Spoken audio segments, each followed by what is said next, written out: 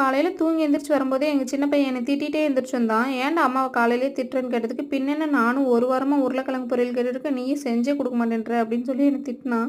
சரிடி தங்க, உருளைக்கிழங்கு பொரியல் தானே அம்மா செஞ்சு தரேன்னு சொல்லிட்டு இன்றைக்கி உருளைக்கிழங்கு பொரியல் தான் செஞ்சுருந்தேன். எப்போவுமே சாரு 8 மணிக்கு தான் எந்திரிப்பார். இன்றைக்கி என்னமோ அதிசயமாக நேரத்துலேயே எந்திரிச்சிட்டு நான் கீரை கிள்ளிட்டு இருந்தேன். வந்து எனக்கு கீரை கிள்ளி கொடுத்துட்டு நாயும் பேசிட்டு வந்துட்டுனான்.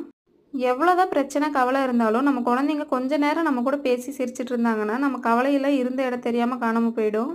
எப்போவுமே கீரை வாங்கிட்டு வந்தால் ஒன்றா பொரியல் செய்வேன், அப்படி இல்லைன்னா கடைஞ்சிருவேன். இந்த தடவை நிறைய வீடியோஸில் பார்த்தேன் தொக்கு மாதிரி செஞ்சுருந்தாங்க.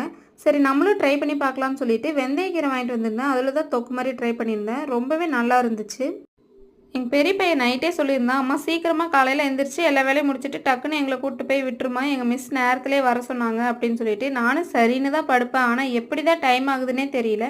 காலையில் நேரத்தில் எழுந்திரிச்சாலும் அந்த வேலை இந்த வேலைன்னு செஞ்சுட்டு டைம் போகிறதே தெரிய மாட்டேங்குது. அதுக்கப்புறம் அவசர அவசரமாக தான் கூட்டிகிட்டு போய் விடுற மாதிரி இருக்குது. அவ்வளோதான், அவன் சொன்ன டைம் இல்லைனாலும் ஸ்கூல் டைமில் கரெக்டாக கொண்டு போய் விட்டுட்டு வந்துட்டேன்.